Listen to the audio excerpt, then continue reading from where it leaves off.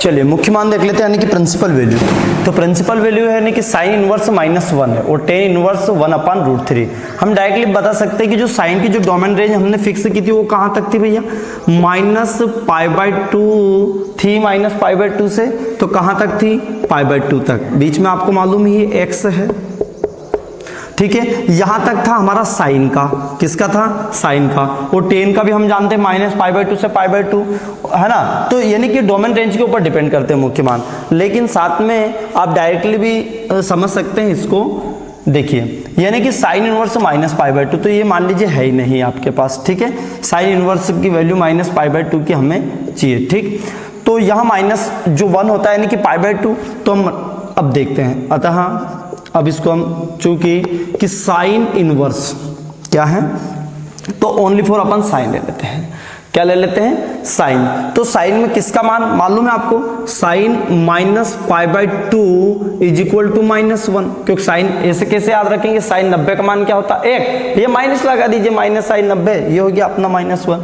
अब हमें किसका चाहिए, साइन इनवर्स 1, तो ये इधर चला जाएगा, किधर चला जाएगा, ये पोस्टपोन्ड हो जाएगा इधर, और जब इधर चला गया तो ये हो चुका साइन इनवर्स -1। देखिए साइन इधर चला गया, या करें तो आप ऐसा लिख सकते हैं कि आपको समझ -π/2 लिखा, -π/2, साइन इधर गया तो साइन इनवर्स -1 पर, लेकिन जब मान लिखना रहता है किसकी वैल्यू निकालनी उसको लेफ्ट में रख लेते हैं। तो साइन इनवर्स -1 की जो वैल्यू आई है -π/2 है। क्या समझ में आया प्रिंसिपल वैल्यू कि किसे कहते हैं, प्रिंसिपल वैल्यू, है ना। बहुत ईजी है, ठीक है। पर इसको करना कॉन्सेप्ट जरूरी, क्योंकि ऑब्जेक्टिव में आएंगे क्वेश्चन 4 नंबर का, तो इतना छोटा नहीं आ सकता है, वो आगे आएगा, लेकिन इसका करना जरूरी है, ठीक है। टेन इनवर्स 1/√3, तो पॉजिटिव 1/√3 हमने जैसे ही देखा भैया 1/√3 किसकी वैल्यू होती है, आपको भी मालूम है।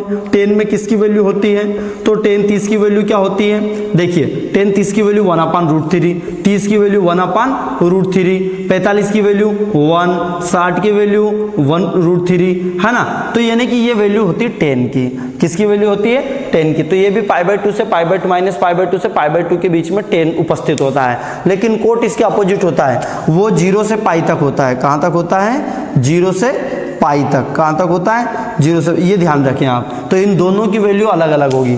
तो जब आप यहाँ देखते हैं कि भाई किस किस की वैल्यू सेम है, यानी कि 30, तो 10 30 की जो वैल्यू है वो 1/√3 होती है, ये जानते हैं आप, यू वेरी वेल दैट। तो जब हम देखते हैं कि 10 30 यानी कि 30 डिग्री को क्या लिख दूं मैं, π/6, और आपको याद है ना कैसे करते, 30 डिग्री को लिखा, मान लीजिए कि सर हमें लिखना नहीं आता है, तो ये आपका रेडियंस है, पाई में कन्वर्ट कर दीजिए। तो पाई में कन्वर्ट करने के लिए आपसे बोल रहा पाई में कन्वर्ट कीजिए, तो पाई में कन्वर्ट, पाई का गुना, पाई में कन्वर्ट पाई का गुना, पाई में कन्वर्ट पाई का गुना। याद हो गया, कैसे रखेंगे कि भैया ये रेडियंस है, क्या है ये, देखिए जो डिग्री रहती है वो रेडियंस है, और जो पाई में रहता है वो पाई वाली वैल्यू। तो समझ में आ गया, रेडियंस और पाई में बचा ही क्या है, अरे भैया ये अंश, रेडियंस। तो हम कैसे कहते हैं 30 डिग्री, इसे अंश ही तो बोलते हैं, 30 अंश, है ना। इंग्लिश में उसको डिग्री बोल दिया, तो डिग्री है, ये रेडियंस अंश लिखा है आखिरी में, ऐसे पहचान लेंगे आप रेडियंस, ये टी लिखे ताकि आपको समझ में आ जाए। और पाई तो बचा, जो पाई बचा है ना। अब इसको पाई की सर पाई अपन, या तो पाई अपन 180 का गुना करना रहता है, या 180 अपन पाई का गुना करना रहता है ना। तो कैसे याद रखेंगे, पाई में बदलने के लिए, पाई यानी कि देखिए रेडियंस से, या रेडियंस से चेंज कीजिए आप, है ना, पाई में, या पाई को रेडियंस में। तो पाई में चेंज करने के लिए पाई से गुणा, क्या करेंगे, पाई में चेंज करने के लिए पाई से गुना। तो हम पाई से गुना कर देते हैं, ये आ चुका 3, देखिए 0 से 3 चंके 18, यानी कि π/6। मान लीजिए π/6 होता आपके पास, क्या होता है, π/6। तो π/6 को क्या करते हैं हम, अरे भैया पाई अपन 180, पाई को तो हटाना है ना, तो पाई से भाग लगाना पड़ेगा। पाई को हटाना है तो क्या करेंगे, मैं आपसे बोल दूं 2 को हटाना है तो 2 से भाग लगाना पड़ेगा ना, 2 एकम 2।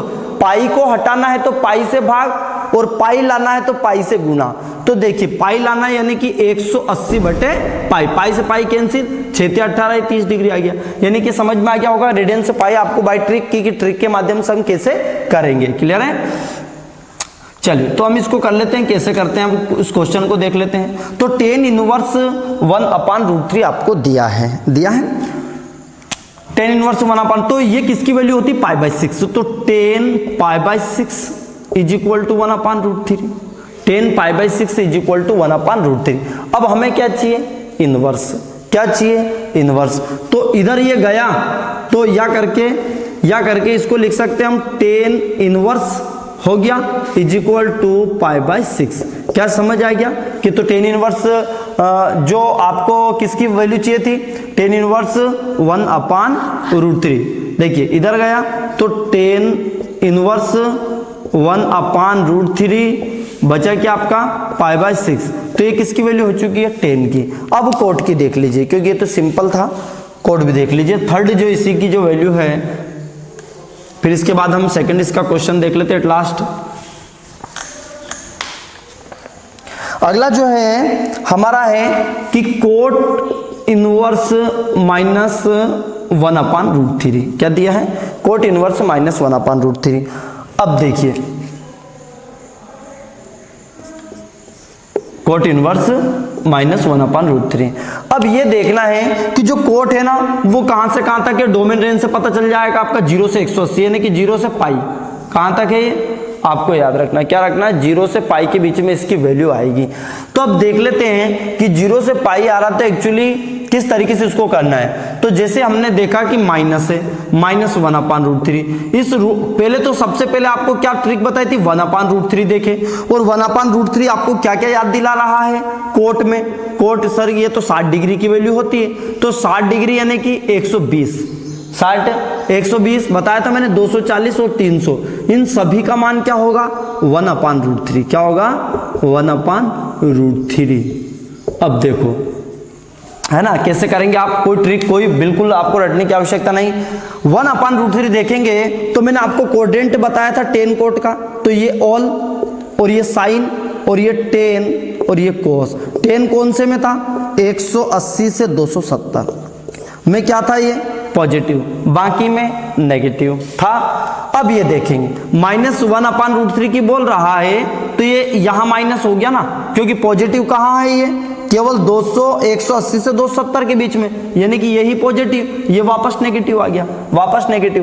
पर हमें मुख्य मान किसे बोलते हैं, प्रिंसिपल वैल्यू उसे बोलते हैं, उस संख्यात्मक प्रतिलोम त्रिकोणमिति फलन के उस संख्यात्मक मान को हम मुख्य मान बोलते हैं जो सबसे छोटा हो या धन पूर्णांक हो। सबसे पहले तो सबसे छोटा हो, सबसे छोटे मान को ही हम मुख्य मान बोलते हैं। जितने भी अनेक मान हो, यानी कि क्या दिया है, जैसे कि आपको दिया है कोट का 1/√3, तो 1/√3 की जितनी भी वैल्यू है उन सभी को बोल सकते हैं, लेकिन उनमें से सबसे छोटा मान ही मुख्य मान होता है, या तो धन पूर्णांक हो।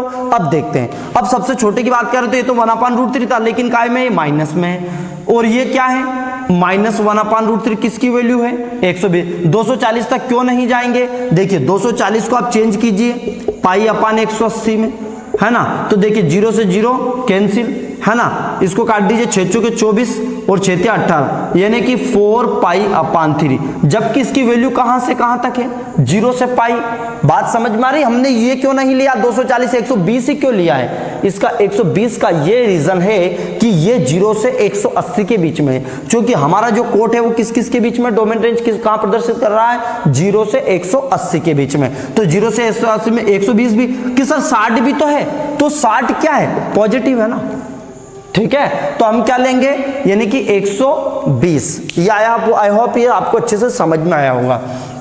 एक छोटी सी चीज है बेटे, वैसे एक नंबर ऑब्जेक्टिव के लिए इतनी चीजें, पर क्या है कि कॉन्सेप्ट आपके क्लियर हो जाते तो लॉन्ग टाइम उसको मेमोरी में आप रख सकते हैं, ठीक है। तो कोट इनवर्स जैसे हमें दिखा, तो यानी कि 120 को हम क्या लिखेंगे, π/180 में 0 से 0 कैंसल, 0 से 0, 6 दूनी 12, 6 ते 18, यानी कि हम लिखेंगे कोट 2π/3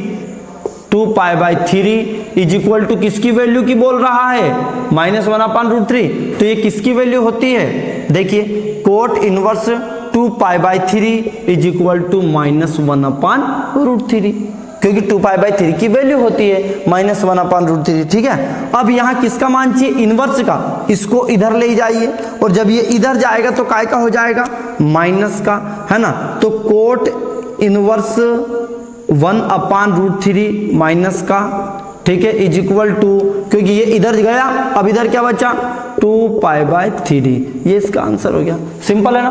तो यानी कि हम ये ऑब्जेक्टिव से संबंधित यदि क्वेश्चंस आते हैं तो उनको सॉल्व कर पाते हैं। तो गाइस आज के लेक्चर को हम यहीं फिनिश करते हैं और आप सब मिलते हैं नेक्स्ट लेक्चर में। इसी एक्सरसाइज या इसके जो मुख्य मान का जो अगला जो क्वेश्चन बचे उन क्वेश्चनों को हम अगले लेक्चर में कर लेंगे। तो मिलते हैं हम अगले नेक्स्ट लेक्चर में।